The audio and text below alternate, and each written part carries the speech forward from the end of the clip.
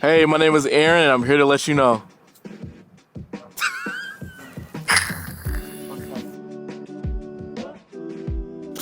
The way people perceive me as, I'm not gonna lie, I've been told bougie, super technical, he's a good teacher, master of the technique, if you will. But all in all, nah, people think I'm pretty cool. When face value, it's like, oh my god, I don't know if I should approach, or it's kind of bougie type vibe. But usually, like, once you get to know me, it's like definitely like, oh, I'll teach you anything you need to know. Community driven, the whole shebang. Let me know if I'm capping too much. Okay, continue. I believe this one quote: perception is reality. It doesn't matter how you feel, your intentions. If people see you a certain way, that's how they're gonna see you, whether you did it behind closed doors or not. So the way you move out here is very important, socially and outward expression-wise, the whole shebang. So, yeah, I'll take that. Just take that as perception is reality. Do what you gotta do. I've been told the biggest misunderstanding for me, Aaron, is... I got the answer. Boom. Yep. Ask me the question again. For most people outwardly, they've been told my biggest misunderstanding is just like the stature of it all. Like, I come off as like kind of quiet, I don't talk to many people, bougie, if you will. And when you know me, the inner community and whatnot, I'm open, laughy, goofy, the whole shebang wang. That's my lingo, by the way. However, just first come, first serve at an event, networking event, party, so as you say it, or when I'm like in the studio head working like indoors, it's definitely like serious face, if anything, resting face, right? And just like straight seriousness all the time. The current life dilemma I'd say I'm going through career-wise is just letting other creatives or people of their craft trusting their own process.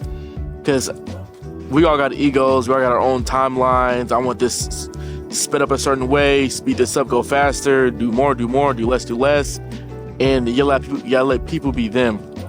Because on the flip side, when I'm working with someone, I want them to know, like, hey, trust me, I got this. But they don't know me.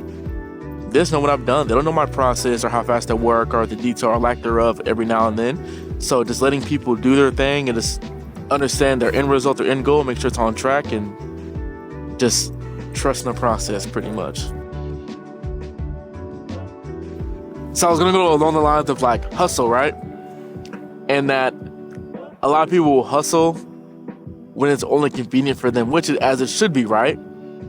But when you're in a group, a collective, a community, you understand that you have to give into that sometimes a little more before you get something out of it.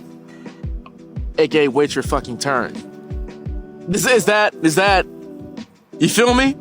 So the one thing that I'd change about this community that I'm a part of, and my guy here is, let me know, creator, right.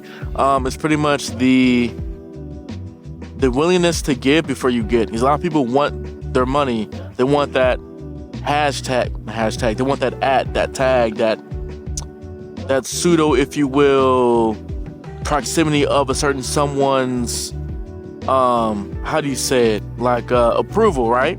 Whether it be social-wise, networking-wise, the friend group. People fake it till they make it. Internet's networking, social hierarchy. You know how the whole shebang.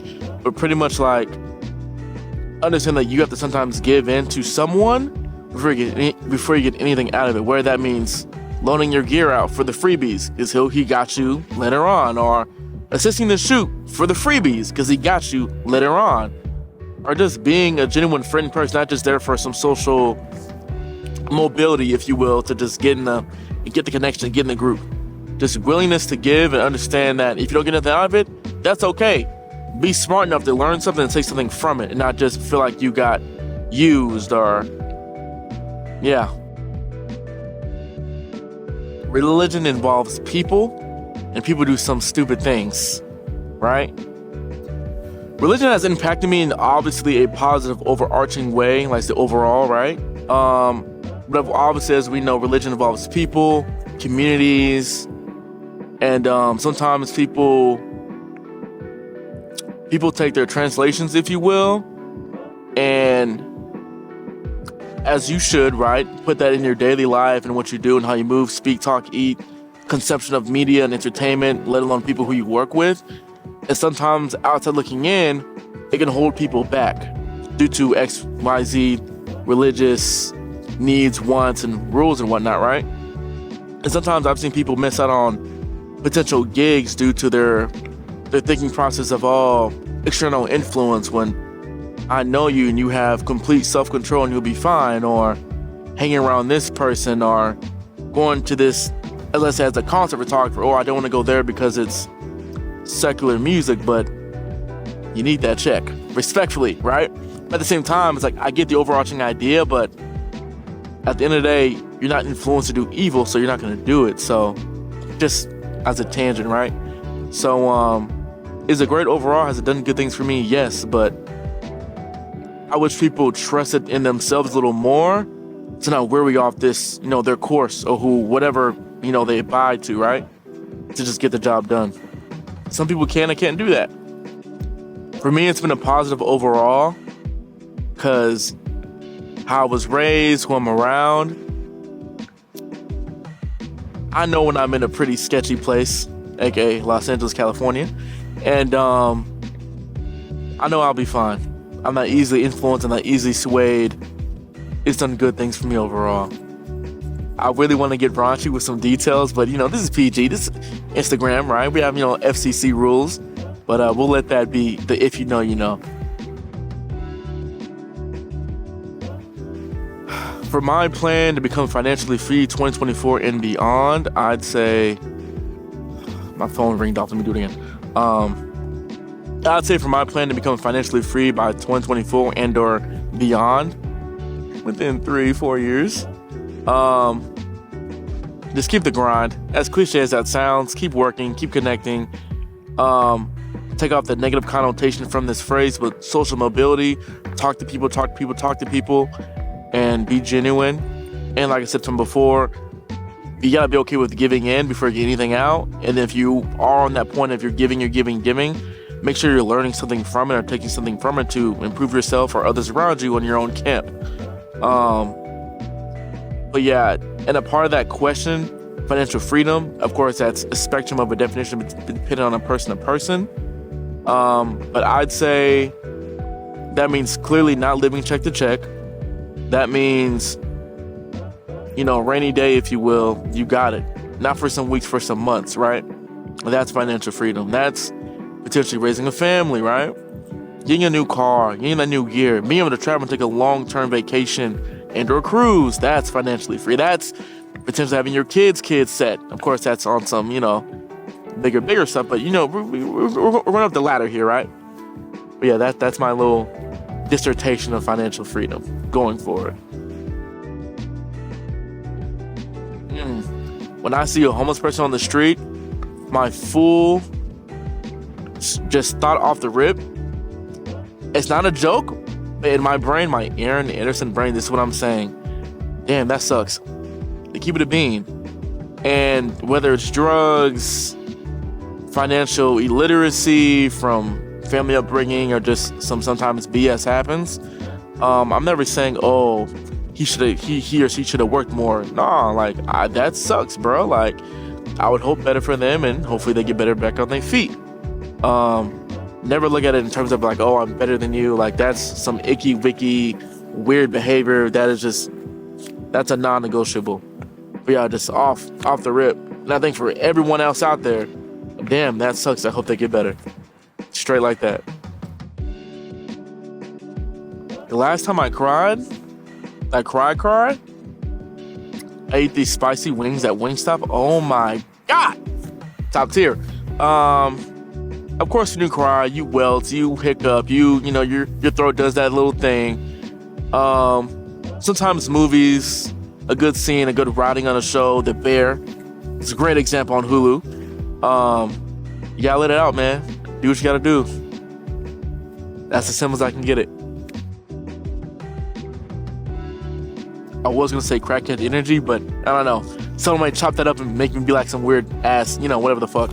I'm the one chopping it up. I know.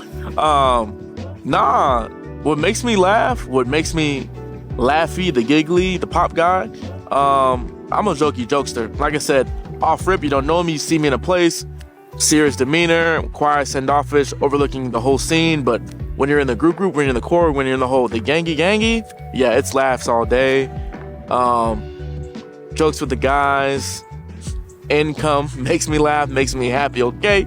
A good shoot, good gig, good movie, good music, community, family, the gangy, behind the camera, Mr. Let you know. Yeah, I'm definitely the laughy guy. When you know me like all the time for the most part. Real geeked, if you will, This shit better blow up. I'm giving you everything. Let me know. So how I see myself growing in the next 6 months? Physically, off rip, I'm getting a super scratch set. I'm getting a Spider-Man bod. Off rip, we're cutting. And to others out there, if you got hit up on Ozempic, hey, do what you gotta do. I ain't hating. Hey. But career-wise, I am moving to a certain location that's really big in the industry, and I would have connections there with people who I very much respect and peers and alike. And like I said, networking and social mobility aside, that's just gonna be a cedar to just even more, a bigger tree, if you will, a tree of just success. So I'm here for that. Yeah, that's the main focus for the next 2 years, if you will, right? So, yeah.